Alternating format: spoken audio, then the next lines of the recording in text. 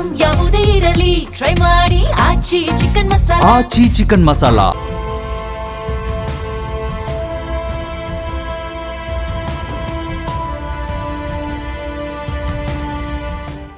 ನಮಸ್ಕಾರ. ಅಖಂಡ ಜ್ಯೋತಿಷ್ಯ ವಿಶೇಷ ಕಾರ್ಯಕ್ರಮಕ್ಕೆ ಸ್ವಾಗತ. ನಾನು ಸುನಿಧಿ ಮಂಜುನಾಥ್. ನಾವು ಇವತ್ತಿನ ಕಾರ್ಯಕ್ರಮದಲ್ಲಿ ನೀಚಭಂಗ ರಾಜಯೋಗ ಅಂದರೆ ಏನು ಅನ್ನೋದರ ಬಗ್ಗೆ ಮಾತಾಡ್ತಾ ಹೋಗೋಣ.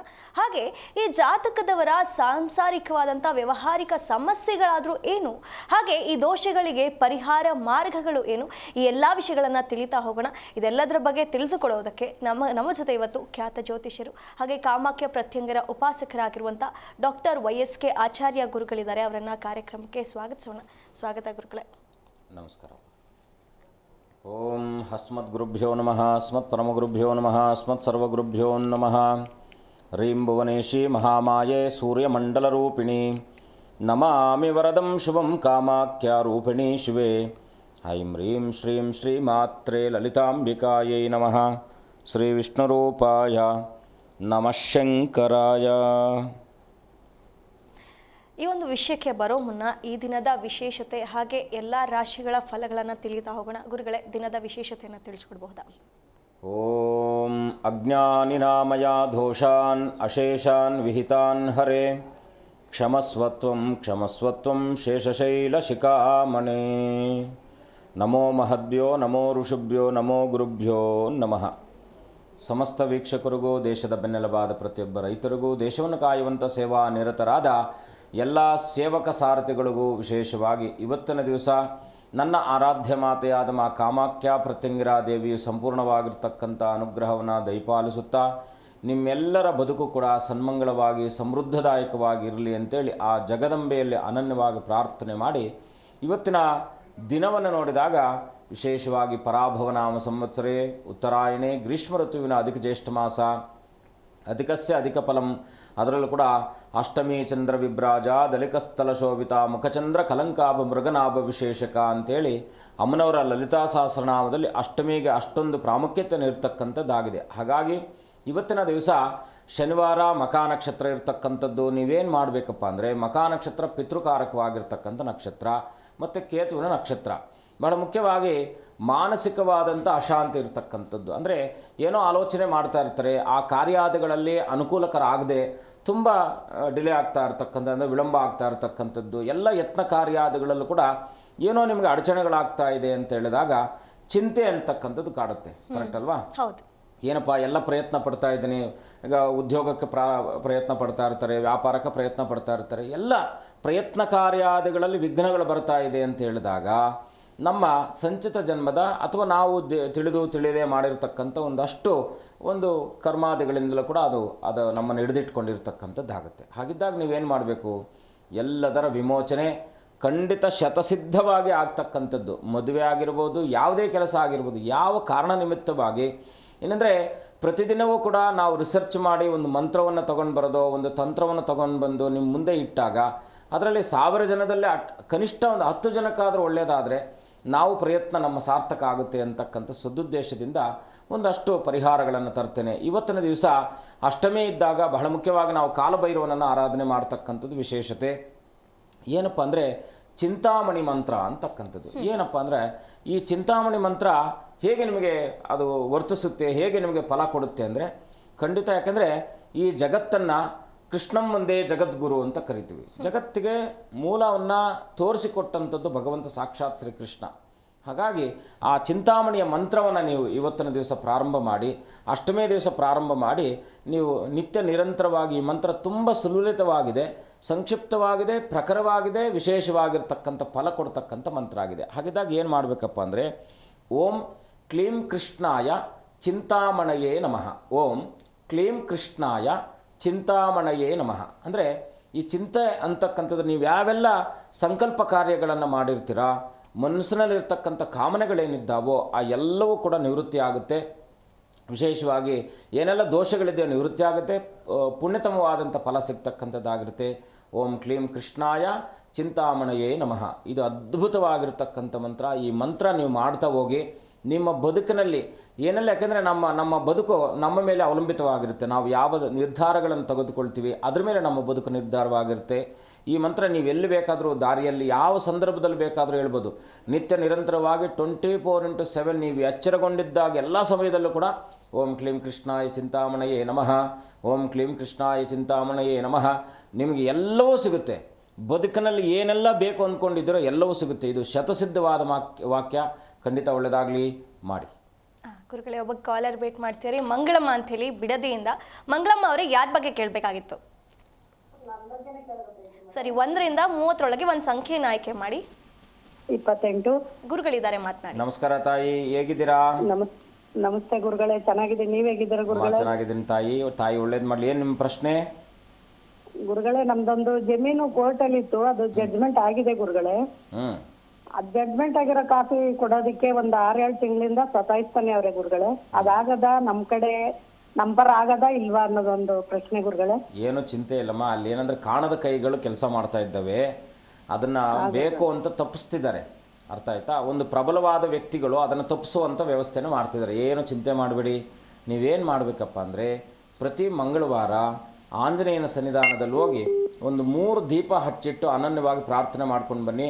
4 ವಾರ ಆಂಜನೇಯನ ಸನ್ನಿಧಾನದಲ್ಲಿ 33 ಪ್ರದಕ್ಷಿಣೆ, 3 ದೀಪ ಇಟ್ಟು ತುಳಸಿ ಅರ್ಚನೆ ಮಾಡಿಸ್ಕೊಂಡು ಬನ್ನಿ. ಈ 4 ವಾರದಲ್ಲಿ ಖಂಡಿತ ನಿಮಗೆ ಇದರ ಎಲ್ಲ ರಿಸಲ್ಟ್ ಸಿಗ್ತಕ್ಕಂಥದ್ದಾಗುತ್ತೆ. ಒಳ್ಳೆಯದಾಗಲಿ ತಾಯಿ. ಧನ್ಯವಾದಗಳು ಕರೆ ಮಾಡಿದ್ದಕ್ಕೆ. ಗುರುಗಳೇ, ಇಂದಿನ ರಾಶಿ ಫಲಗಳನ್ನು ತಿಳಿಸ್ಕೊಡ್ಬಹುದಾ? ಖಂಡಿತ. ಗ್ರಹಗಳ ಪ್ರಾರ್ಥನೆ. ಇವತ್ತಿನ ದಿವಸ ನಿಮ್ಮೆಲ್ಲರ ಬದುಕು ಕೂಡ ಸನ್ಮಂಗಳದಾಯಕವಾಗಿರಲಿ.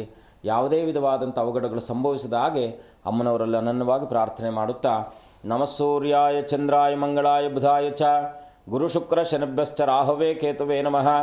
ಆದಿತ್ಯಾದಿ ನವಗ್ರಹ ದೇವತಾಭ್ಯೋ ನಮಃ. ನಿರಂಜನಾಯ ವಿದ್ಮಹೇ ನಿರ್ವಿಕಲ್ಪಾಯ ಧೀಮಹೇ ತನ್ನ ಶ್ರೀನಿವಾಸ ಪ್ರಚೋದಯಾತ್.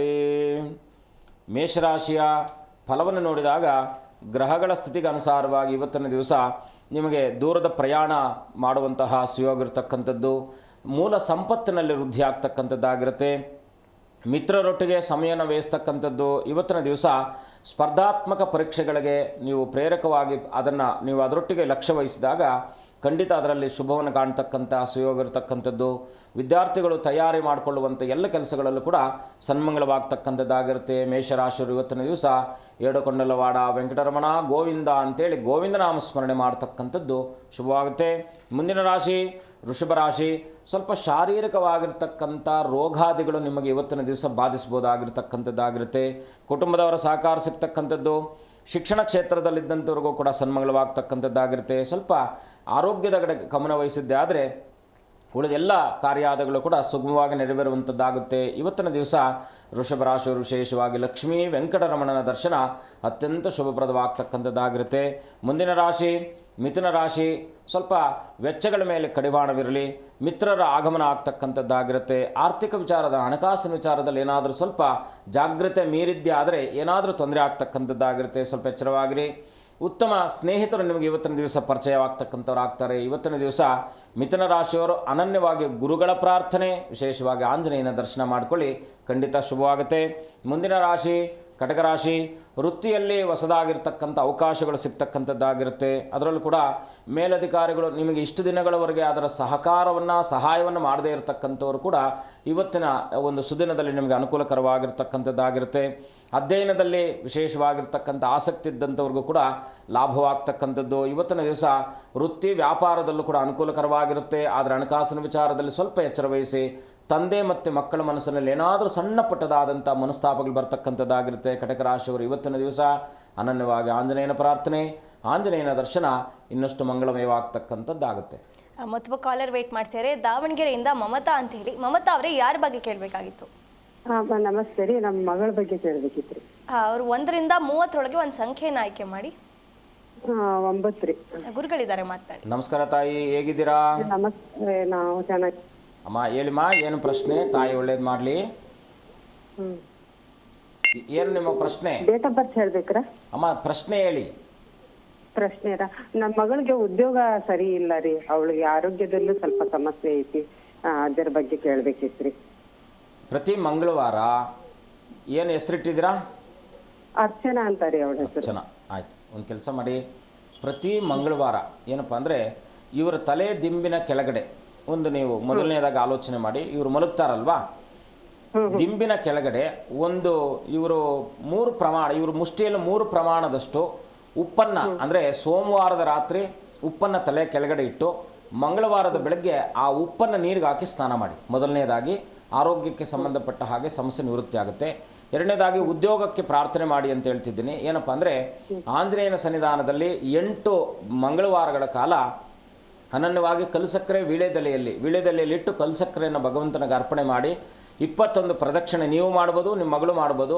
ತ್ವಮಸ್ಮಿನ್ ಕಾರ್ಯನಿರ್ಯೋಗೇ ಪ್ರಮಾಣಂ ಹರಿಸತ್ತಮ ಹನುಮಾನ್ ಯತ್ನಮಾಸ್ತಾಯ ದುಃಖ ಕ್ಷಯ ಕರೋ ಭವೇತ್ ಅಂತೇಳಿ ಈ ಮಂತ್ರ ಯೂಟ್ಯೂಬಲ್ಲೆಲ್ಲ ಸಿಗುತ್ತೆ, ಆಯಿತಾ. ಸಿದ್ಧಿ ಮಂತ್ರ ಅಂತೇಳಿ ಕರಿತೀವಿ. ಈ ಮಂತ್ರನ ಉಚ್ಚಾರ ಮಾಡಿಕೊಂಡು 21 ಪ್ರದಕ್ಷಿಣೆ ಮಾಡಿ ಪ್ರತಿ ಮಂಗಳವಾರದ ದಿವಸ 8 ಮಂಗಳವಾರಗಳು ಅಥವಾ 21 ಮಂಗಳವಾರಗಳ ಕಾಲ ಮಾಡಿ ಖಂಡಿತ ಎಲ್ಲ ರೀತಿಯಲ್ಲೂ ಕೂಡ ಅನುಕೂಲ ಆಗುತ್ತೆ. ಮಾಡಿ, ಒಳ್ಳೆಯದಾಗಲಿ. ಧನ್ಯವಾದಗಳು ಕರೆ ಮಾಡಿದ್ದಕ್ಕೆ. ಚೌಳಿಬಾಯಿ ಅಂತ ಹೇಳಿ ಮತ್ತೊಬ್ಬ ಕಾಲರ್ ವೇಟ್ ಮಾಡ್ತಿದ್ದಾರೆ. ಚೌಳಿಬಾಯಿ ಅವರೇ, ಯಾರ ಬಗ್ಗೆ ಕೇಳಬೇಕಾಗಿತ್ತು? ನನ್ನ ಧ್ವನಿ ಕೇಳಿಸ್ತಿದ್ಯಾ? ನನ್ನ ಮಗಳಿಗೆ ನೌಕರಿ ಬರ್ಬೇಕಷ್ಟೇ. ಸ್ವಲ್ಪ ಜೋರಾಗಿ ಮಾತನಾಡಿ. ನನ್ನ ಮಗಳಿಗೆ ನೌಕರಿ ಬರ್ಬೇಕಷ್ಟೇ. 1ರಿಂದ 30 ಒಂದು ಸಂಖ್ಯೆನ ಆಯ್ಕೆ ಮಾಡಿ. ನನ್ನ ಮಗಳಿಗೆ ನೌಕರಿ ಬರಬೇಕು. ಗೊತ್ತಾಯ್ತು. ಟಿವಿಯಿಂದ ಸ್ವಲ್ಪ ದೂರ ಬಂದು ಮಾತನಾಡಿ. 1ರಿಂದ 30 ಒಂದು ಸಂಖ್ಯೆನ ಆಯ್ಕೆ ಮಾಡಿ. ನನ್ನ ಮಗಳಿಗೆ ನೌಕರಿ ಬರಬೇಕು. ಆಯ್ತು. 1ರಿಂದ 30 ಒಂದು ಸಂಖ್ಯೆನ ಆಯ್ಕೆ ಮಾಡಿ. ನಮಸ್ಕಾರ ತಾಯಿ, ಹೇಳಿ, ಏನು ನಿಮ್ಮ ಪ್ರಶ್ನೆ? ಅಮ್ಮ, ನಿಮ್ದು ಏನು ಪ್ರಶ್ನೆ ಇದೆ ಹೇಳಿ. ಗುರುಗಳೇ, ಕರೆ ಕಟ್ಟಾಗಿದೆ ಗುರುಗಳೇ. ಈಗ ಉಳಿದಿರುವಂಥ ರಾಶಿ ಫಲಗಳನ್ನು ತಿಳಿಸ್ಕೊಳ್ಬೋದಾ? ಮುಂದಿನ ರಾಶಿ ಸಿಂಹರಾಶಿ. ಕುಟುಂಬದವರ ಸಂಬಂಧಿಗಳ ಸಹಕಾರ ಸಿಗ್ತಕ್ಕಂಥದ್ದಾಗಿರುತ್ತೆ. ಹೊಸದಾಗಿರ್ತಕ್ಕಂಥ ಆವಿಷ್ಕಾರಗಳನ್ನು ಮಾಡುವಂತಹ ಸುಯೋಗಿರ್ತಕ್ಕಂಥದ್ದು. ಷೇರು ವ್ಯವಹಾರಗಳಲ್ಲಿ ನಷ್ಟ ಆಗ್ತಕ್ಕಂಥದ್ದಾಗಿರುತ್ತೆ. ಜೂಜು ಷೇರುಗಳಲ್ಲಿ ಸ್ವಲ್ಪ ಎಚ್ಚರ ವಹಿಸಿ.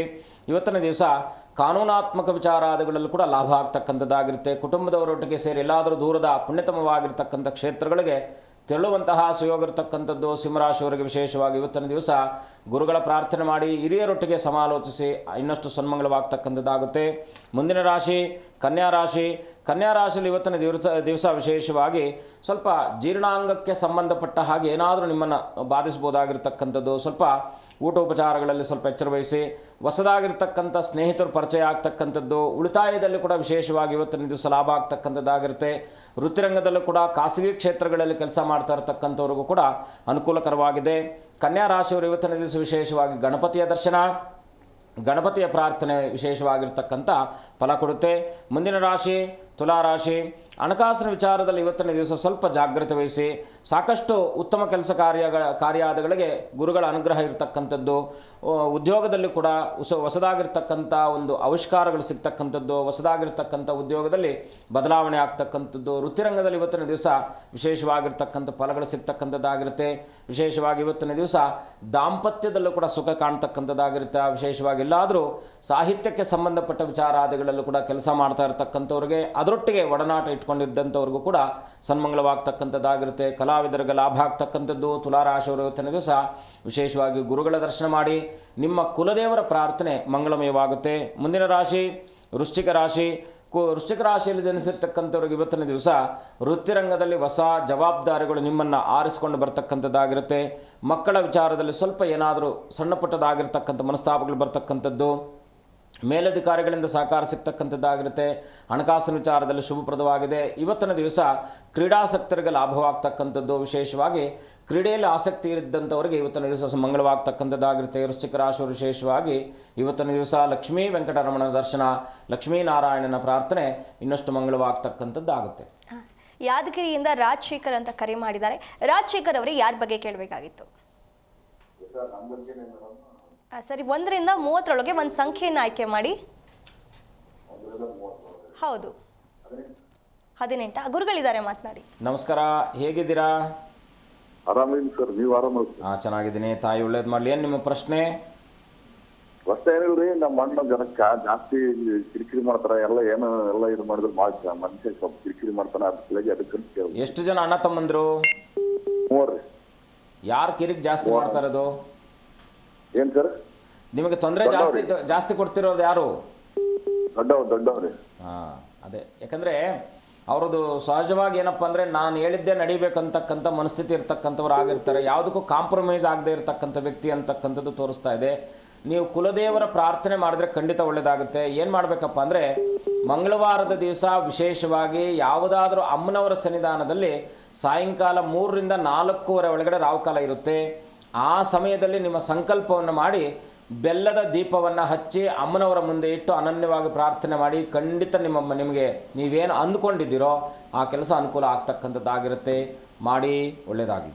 ಧನ್ಯವಾದಗಳು ಕರೆ ಮಾಡಿದ್ದಕ್ಕೆ. ಹಾಗೆ ಬೆಂಗಳೂರಿನಿಂದ ನಾಗರತ್ನಮ್ಮ ಅಂತ ಹೇಳಿ ಕರೆ ಮಾಡಿದ್ದಾರೆ. ನಾಗರತ್ನಮ್ಮ ಅವರೇ, ಯಾರ ಬಗ್ಗೆ ಕೇಳಬೇಕಾಗಿತ್ತು? ನಮ್ಮ ಮನೆ ಬಗ್ಗೆ ಕೇಳ್ಬೇಕು. ಸರಿ, 1ರಿಂದ 30 ಒಂದು ಸಂಖ್ಯೆಯನ್ನು ಆಯ್ಕೆ ಮಾಡಿ. 9 ಮೇಡಮ್. 9 ಗುರುಗಳಿದ್ದಾರೆ, ಮಾತನಾಡಿ. ನಮಸ್ಕಾರ ತಾಯಿ, ಹೇಗಿದ್ದೀರಾ? ಗುರುಗಳೇ, ನೀವು ಬೆಳಿಗ್ಗೆ ಇದ್ರೆ ನಿಮ್ದೇ ನೋಡ್ತಾ ಇದ್ದೀವಿ ಸರ್. ತಾಯಿ ಒಳ್ಳೇದಾಗ್ಲಿಮ್ಮ. ಏನು ನಿಮ್ಮ ಪ್ರಶ್ನೆ? ಮನೆ ಕಟ್ಬೇಕು ಅಂತ ಇದ್ದೀವಿ ಸ್ವಾಮಿ. ನೀವು ಎಲ್ಲ ವ್ಯವಸ್ಥೆ ಮಾಡ್ಕೊಂಡಿದ್ದೀರಾ? ಎಲ್ಲ ವ್ಯವಸ್ಥೆ ಸ್ವಲ್ಪ ಚೀಟಿ ಎತ್ಬಿಟ್ಟು ಮನೆ ಕಟ್ಬೇಕು ಅಂತ ಇದ್ದೀವಿ ಸ್ವಾಮಿ. ಅಮ್ಮ, ಜೂನ್ ನಂತರ ಈ ಆಷಾಢ ಆದ ನಂತರದಲ್ಲೇ ಪ್ರಯತ್ನ ಪಡಿ, ಖಂಡಿತ ಒಳ್ಳೆಯದಾಗುತ್ತೆ. ಆಷಾಢಕ್ಕಿಂತ ಮುಂಚೆ ಸ್ವಲ್ಪ ಅನಾನುಕೂಲ ಅಂತಕ್ಕಂಥದ್ದು ತೋರಿಸ್ತಾ ಇದೆ. ದುಡ್ಡನ್ನು ಸರಿಯಾದ ಸದ್ಬಳಕೆ ಮಾಡ್ಕೊಳ್ಳಿ. ಎತ್ಕೊಂಡು ಏನೇನಕ್ಕೂ ವ್ಯವಸ್ಥೆ ಮಾಡ್ಕೊಂಡು ಏನೇದಕ್ಕೂ ಪೋಲ್ ಮಾಡ್ಕೊಳ್ಬೇಡಿ. ಸರಿಯಾದ ಸಮಯದಲ್ಲಿ ನಿರ್ಧಾರವನ್ನು ಮಾಡಿ ತಗೊಳ್ಳಿ, ಖಂಡಿತ ಒಳ್ಳೆಯದಾಗುತ್ತೆ. ಈ ವರ್ಷದಲ್ಲಿ ನಿಮ್ಗೆ ಆ ಯೋಗ ಇದೆ. ಒಂದೊಮ್ಮೆ ನಮ್ಮ ಮೇಲುಕೋಟೆ ಹತ್ರ ಇರ್ತಕ್ಕಂಥ ವರಾಹಸ್ವಾಮಿ ಸನ್ನಿಧಾನಕ್ಕೆ ಹೋಗಿ ಬನ್ನಿ, ಅಥವಾ ಕನಕಪುರ ರೋಡಲ್ಲಿ ವಾರಾಹಿ ಅಮ್ಮನವರಿದೆ, ರಾಜಾಜನಗರದಲ್ಲಿ. ಎಲ್ಲಿರೋದು ನೀವು? ನಾವು ಕನಕಪುರ ಮೈನ್ ರೋಡ್. ನಿಮ್ಗೆ ಅಲ್ಲಿ ವಾರಾಹಿ ಅಮ್ಮನವರ ಸನ್ನಿಧಾನ ಇದೆ. ಯಾರನ್ನಾದ್ರೂ ಕೇಳಿದ್ರೆ ಹೇಳ್ತಾರೆ. ಒಂದು 8 ಮಂಗಳವಾರಗಳ ಕಾಲ ಹೋಗಿ ಬನ್ನಿ, ಆ ನಂತರ ಪ್ರಯತ್ನ ಪಡಿ, ಖಂಡಿತ ಒಳ್ಳೆಯದಾಗುತ್ತೆ. ಧನ್ಯವಾದಗಳು ಕರೆ ಮಾಡಿದ್ದಕ್ಕೆ. ಗುರುಗಳೇ, ಇನ್ನುಳಿದ ರಾಶಿ ಫಲಗಳನ್ನು ತಿಳಿಸಿ. ಮುಂದಿನ ರಾಶಿ ಧನುರಾಶಿಯ ಫಲವನ್ನು ನೋಡಿದಾಗ ಇವತ್ತಿನ ದಿವಸ ವೈವಾಹಿಕ ಜೀವನದಲ್ಲಿ ಸುಖಕರವಾಗಿರತಕ್ಕಂಥದ್ದು, ಸೋದರ ಮಾವರಿಂದ ಸಹಕಾರ ಸಿಗ್ತಕ್ಕಂಥದ್ದಾಗಿರುತ್ತೆ. ಸ್ವಲ್ಪ ದೀರ್ಘಕಾಲದ ಮಿತ್ರರೊಟ್ಟಿಗೆ ಸಮಾಲೋಚಿಸುವಂತಹ ಸುಯೋಗಿರ್ತಕ್ಕಂಥದ್ದು. ಸ್ವಲ್ಪ ವೆಚ್ಚಗಳು ಕೂಡ ನಿಮ್ಮನ್ನು ಇವತ್ತಿನ ದಿವಸ ಬಾಧಿಸ್ತಾ ಇರತಕ್ಕಂಥದ್ದಾಗಿರುತ್ತೆ. ವೆಚ್ಚಗಳ ಮೇಲೆ ಇವತ್ತಿನ ದಿವಸ ಕಡಿವಾಣವನ್ನು ಇಟ್ಕೊಳ್ಳಿ. ವಿಶೇಷವಾಗಿ ಧನುರಾಶಿಯವರು ಇವತ್ತಿನ ದಿವಸ ಗುರುಗಳ ಪ್ರಾರ್ಥನೆ ಮಾಡಿ, ಕುಲದೇವರ ಪ್ರಾರ್ಥನೆ ಮಂಗಳಮಯವಾಗ್ತಕ್ಕಂಥದ್ದಾಗಿರುತ್ತೆ. ಮುಂದಿನ ರಾಶಿ ಮಕರ ರಾಶಿ.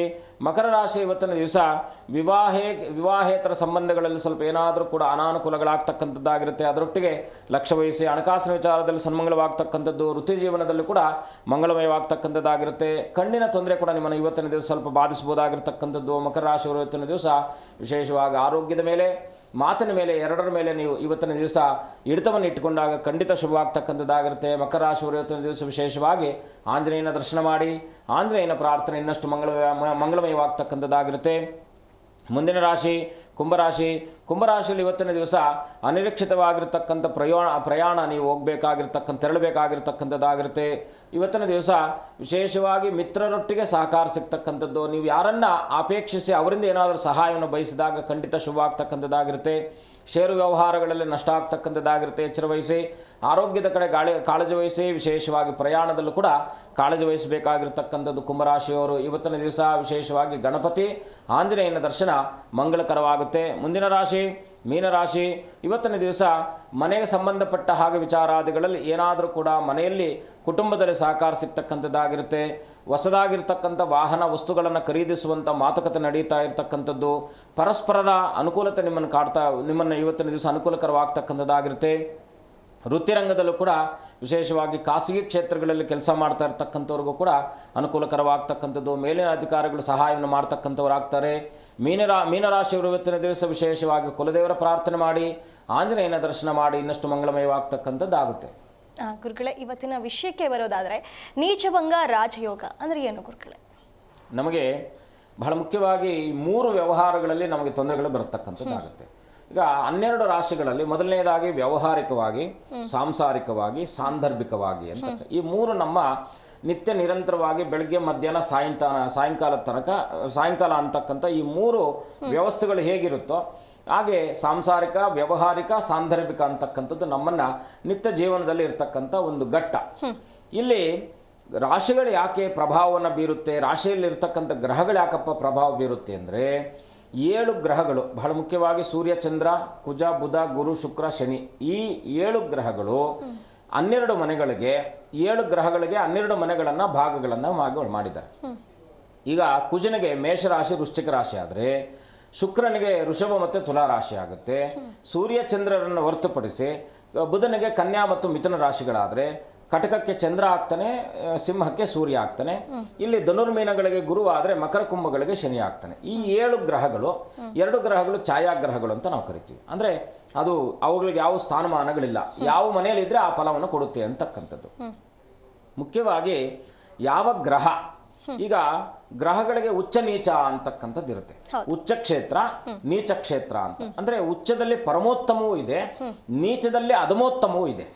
ಅಂದರೆ ಬಹಳ ಮುಖ್ಯವಾಗಿ ನಾವು ಗಮನಿಸಬೇಕಾಗಿರತಕ್ಕಂಥದ್ದು, ಮೇಷದಲ್ಲಿ ಈಗ ಸೂರ್ಯ ಉಚ್ಚನಾಗ್ತಾನೆ, ಮೇಷಕ್ಕೆ ಅವನು ಪಂಚಮಾಧಿಪತಿ ಆಗ್ತಾನೆ. ಪೂರ್ವ ಪುಣ್ಯಕ್ಕೆ ಅಧಿಪತಿ ಆಗಿರ್ತಕ್ಕಂಥವನು ಯಾರೇ ಜಾತಕದಲ್ಲಿ ಕೂಡ ತನ್ನ ನಕ್ಷತ್ರದಿಂದ, ತನ್ನ ನಕ್ಷತ್ರದ ರಾಶಿ ಅಧಿಪತಿ ಇರ್ತಕ್ಕಂಥ, ಈಗ ಮಕಾ ನಕ್ಷತ್ರ ಸಿಂಹ ರಾಶಿ ಅಂತ ಹೇಳಿದ್ರು, ಮಕಾ ನಕ್ಷತ್ರಕ್ಕೆ ಕೇತು ಅಧಿಪತಿ ಆಗ್ತಾನೆ.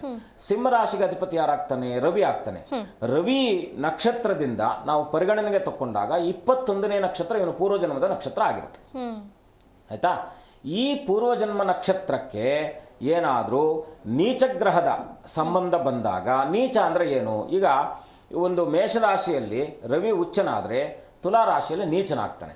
ಅಂದರೆ ಉಚ್ಚನಿಗೆ ಏನು ಫಲ, ನೀಚನಿಗೆ ಏನು ಫಲ ನಾವು ನಿನ್ನೆ ಸಂಚಿಕೆಯಲ್ಲಿ ಕೂಡ ಹೇಳ್ಕೊಂಡಿದ್ದೀವಿ. ಉಚ್ಚನಾದವನು ರವಿ ಅಧಿಕಾರಕ ಕಾರಕನು, ಆರೋಗ್ಯಕಾರಕನು, ಮನಕ್ಕಾರಕನು ಮತ್ತು ಆತ್ಮಸ್ಥೈರ್ಯ ಕಾರಕನು. ಇದೆಲ್ಲ ಕೂಡ ರವಿಗೆ, ಕಣ್ಣುಗಳಿಗೆ ಸಂಬಂಧಪಟ್ಟಿರ್ತಕ್ಕಂಥವನು, ಹೃದಯಕ್ಕೆ ಸಂಬಂಧಪಟ್ಟಿರ್ತಕ್ಕಂಥವನು, ಇದೆಲ್ಲ ಕೂಡ ಅತ್ಯಂತ ಉತ್ತಮವಾಗಿರುತ್ತೆ. ಯಾರೋ ರವಿ ಚೆನ್ನಾಗಿದ್ದಾಗ ಆರೋಗ್ಯ ಚೆನ್ನಾಗಿರುತ್ತೆ, ಅಧಿಕಾರ ಚೆನ್ನಾಗಿರುತ್ತೆ, ಸಂವಹನ ಇದು ರಾಜಕೀಯದಲ್ಲೇ ಚೆನ್ನಾಗಿರುತ್ತೆ, ವೃತ್ತಿರಂಗದಲ್ಲೇ ಚೆನ್ನಾಗಿರುತ್ತೆ. ಇದು ಯಾವುದು ಅವನು ತುಲಾರಾಶಿಯಲ್ಲಿದ್ದು ರವಿ ನೀಚನಾದಾಗ ಈ ಎಲ್ಲ ಫಲಗಳು ನಿಷ್ಫಲಗಳಾಗುತ್ತೆ. ಆಗ ಈ ನಿಷ್ಫಲ, ಈಗ ಬುಧನು ಸಂವಹನ ಕಾರಕನು. ಫಾರ್ ಎಕ್ಸಾಂಪಲ್ ಬುಧನೇನಾದರೂ ಮೀನರಾಶಿಯಲ್ಲಿ ನೀಚನಾಗ್ತಾನೆ, ಕನ್ಯಾ ರಾಶಿಯಲ್ಲಿ ಉಚ್ಚನಾಗ್ತಾನೆ. ಮೀನಕ್ಕೆ ಅಧಿಪತಿ ಯಾರು? ಗುರು ಆಗ್ತಾನೆ. ಗುರು ಮತ್ತೆ ಇಲ್ಲಿ ಪರಿವರ್ತನೆ ಯೋಗ ಅಂತ ಕೂಡ ಇರುತ್ತೆ. ಗುರುವಿನಿಂದ, ಚಂದ್ರನಿಂದ ಯಾವುದೇ ಗ್ರಹಗಳು ನೀಚರಾದರೂ ಕೂಡ ಈಗ ಗುರುವಿನಿಂದ ದೃಷ್ಟಿಸಲ್ಪಟ್ಟಾಗ ನೀಚಭಂಗ ಆಗುತ್ತೆ ಅಂತಕ್ಕಂಥದ್ದು ಒಂದು ಪದ್ಧತಿ. ಆದರೆ ಮುಖ್ಯವಾಗಿ ಏನಪ್ಪ ಅಂದರೆ ಕೇಂದ್ರ ಕೋಣಾಧಿಪತಿಗಳಾಗಿರ್ತಕ್ಕಂಥವರ ದೃಷ್ಟಿ ಯಾವ ನೀಚಗ್ರಹದ ಮೇಲೆ ಬಿದ್ದಾಗ ಅದು ನೀಚಭಂಗ ರಾಜಯೋಗ ಅಂತಕ್ಕಂಥ. ಅಂದರೆ ನೀಚತ್ವ ಭಂಗ ಆಗುತ್ತೆ, ಅಲ್ಲಿ ರಾಜಯೋಗ ಫಾರ್ಮ್ ಆಗುತ್ತೆ ಅಂತಕ್ಕಂಥದ್ದು. ಈ ರಾಜಯೋಗ ಫಾರ್ಮ್ ಆದಾಗ ಏನಾಗುತ್ತೆ, ಅವ್ರಿಗೆ ಒಂದು ಅಷ್ಟು ಸರ್ಟನ್ ಏಜ್ ತನಕ ಅವರನ್ನು ಹಿಡಿದಿಟ್ಕೊಳ್ಳುತ್ತೆ. ಯಾಕಂದ್ರೆ ನೀಚ ಅಂತಕ್ಕಂಥದ್ದು ಅದರ ಫಲ ಇದ್ದೇ ಇರುತ್ತೆ. ಸರ್ಟನ್ ಏಜ್ ನಂತರದಲ್ಲಿ, ಈಗ ಫಾರ್ ಎಕ್ಸಾಂಪಲ್ ನಾವು ಕೈ ಕುಲ್ಕೋದು, ಆ ನಂತರ ಅವರನ್ನು ನಾವು ವಶ ಮಾಡ್ಕೊಳ್ಳೋದು ಅಂತಕ್ಕಂಥದ್ದು. ಈಗ ಭಿಕ್ಷಾಧಿಪತಿ ಲಕ್ಷಾಧಿಪತಿ ಆಗ್ತಾನೆ, ಲಕ್ಷಾಧಿಪತಿ ಭಿಕ್ಷಾಧಿಪತಿಯೂ ಆಗ್ತಾನೆ. ಗ್ರಹಗಳ ಪ್ರಭಾವ ಅಷ್ಟಿರ್ತಕ್ಕಂಥದ್ದು. ಏನಪ್ಪ ಅಂದರೆ ಗುರುವಿನ ಸಂಪೂರ್ಣವಾಗಿರ್ತಕ್ಕಂಥ ದೃಷ್ಟಿ ಬಿದ್ದಾಗ, ಅಥವಾ ಆ ಬುಧನ ಮನೆಯಲ್ಲಿ ಗುರುವಿದ್ದು ಗುರುವಿನ ಮನೆಯಲ್ಲಿ ಬುಧನಿದ್ದಾಗ ಇದು ಕೂಡ ಪರಿವರ್ತನೆ ಯೋಗ ಆಗುತ್ತೆ. ಅವಾಗ ಬುಧ ತನ್ನ ಮನೆಗೆ ಹೋಗ್ತಾನೆ, ಅಂದ್ರೆ ದೃಷ್ಟಿಯಲ್ಲಿ ತನ್ನ ಮನೆಗೆ ಹೋಗ್ತಾನೆ. ಅವನು ಇಲ್ಲಿ ಬರ್ತಾನೆ, ಇವನು ಅಲ್ಲಿ ಹೋಗ್ತಾನೆ, ಇವನ್ ಫಲ ಅವನು ಕೊಡ್ತಾನೆ, ಅವನ ಫಲ ಇವನು ಕೊಡ್ತಾನೆ. ಹಾಗಾದರೂ ಕೂಡ ಬುಧನು ಮೀನರಾಶಿಯಲ್ಲಿ ನೀಚನಾಗಿದ್ದರೂ ಕೂಡ ಗುರುವಿನ ಸಪ್ತಮ ದೃಷ್ಟಿಯ ಮೇಲೆ ಅವನೇನಾಗುತ್ತೆ, ಯಾಕಂದ್ರೆ ಗುರುವಿಗೆ 3 ದೃಷ್ಟಿಗಳು ವಿಶೇಷವಾಗಿರ್ತಕ್ಕಂಥ ದೃಷ್ಟಿಗಳಿದೆ. ತನ್ನ ಮನೆಯ ಮೇಲೆ ದೃಷ್ಟಿ ಇರ್ತಕ್ಕಂಥದ್ದು ಕೂಡ ಆಗುತ್ತೆ. ಹಾಗಾಗಿ ಗುರು 3 ಮತ್ತು ವಿಶೇಷವಾಗಿ ಏನಪ್ಪ ಅಂದರೆ ಗುರು 5 ಮತ್ತು 9ನೇ ದೃಷ್ಟಿ, 7ನೇ ದೃಷ್ಟಿ ಇರ್ತಕ್ಕಂಥದ್ದು. ಶನಿಗೆ 3, 10 ದೃಷ್ಟಿಗಳಿದೆ.